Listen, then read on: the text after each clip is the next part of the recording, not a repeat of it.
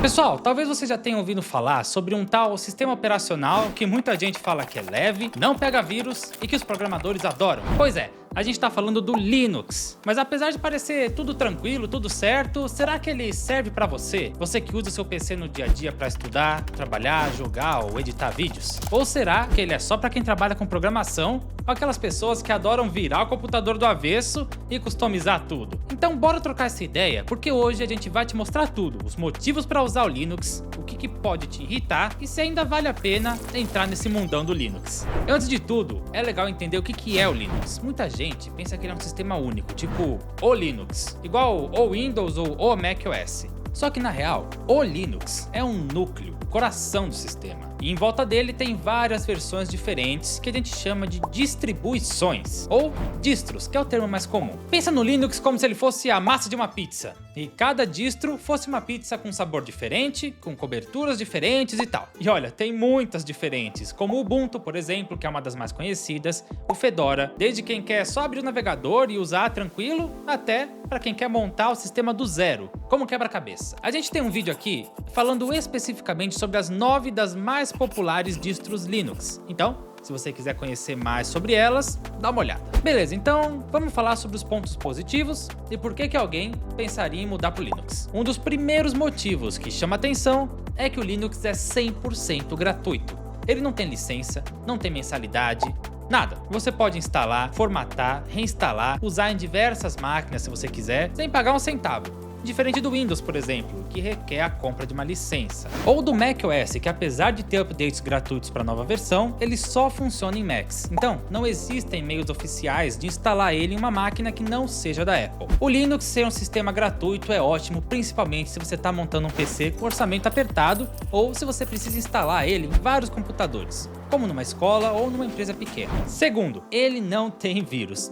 Ou quase isso, vamos entender melhor. O Linux é sim um sistema muito mais seguro, porque ele é menos visado para ataques, ele tem uma estrutura mais fechada. Então, os programas não saem instalando coisas no seu sistema sem permissão. Claro que ele não é imune a tudo. Então, se você for usar o Linux, continua seguindo as boas práticas de segurança quando você for navegar na internet. Mas ele é muito mais tranquilo nesse sentido do que o Windows. Você não vai ter aquele drama de antivírus apitando por qualquer motivo. Terceiro, ele é leve e rápido. Sério, gente, tem certas distros do Linux que rodam suave até em computadores que parecem que saíram da idade da pedra. Se você tem um notebook encostado ali com tipo 2 GB de RAM, dá para instalar distros leves como o Lubuntu ou o Xubuntu e usar ele de novo para estudar, assistir vídeos, navegar na internet. É uma baita forma de reaproveitar um equipamento que estava parado e dar uma vida nova para ele. Quarto, as possibilidades de personalização, como a gente comentou no começo do vídeo, para quem gosta de personalização, de deixar o sistema totalmente customizado, não só visualmente, mas por dentro mesmo, coisas como o kernel ou o bootloader. Para isso, o Linux é a escolha perfeita, você pode mudar praticamente tudo no sistema: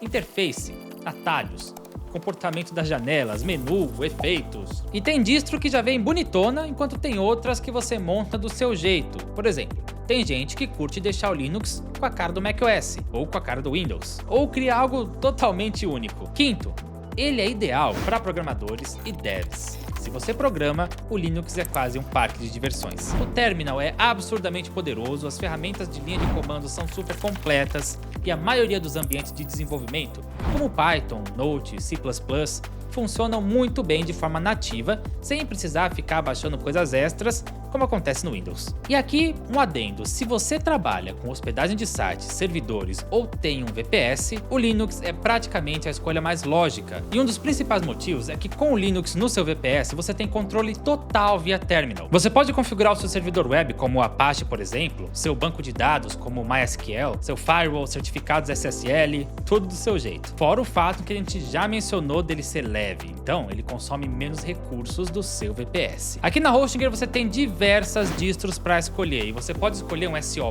puro, um SO com painel ou até um SO com aplicativos, tipo Docker ou o NA10. Se você quiser saber mais sobre os servidores VPS da Hostinger, dá uma olhada nesse vídeo aqui. E se você se interessou por algum plano, não se esquece de usar o nosso cupom de desconto VPSBR10 para ganhar 10% de desconto na compra do seu plano. Mas vamos ser honestos, pessoal, usar o Linux não significa que vai ser tudo uma maravilha. A gente precisa mencionar os pontos negativos que vêm com essa troca. E o primeiro deles deles, na minha opinião, é a curva de aprendizado. O Linux é diferente, galera, ainda mais se você tá acostumado com Windows e até o macOS. Tem coisas que você vai precisar pesquisar, entender como funcionam, principalmente se você quiser resolver um problema no terminal. Muitas operações no Linux que você resolveria com alguns cliques no Windows se tornam linhas de código no Linux, dependendo da distro.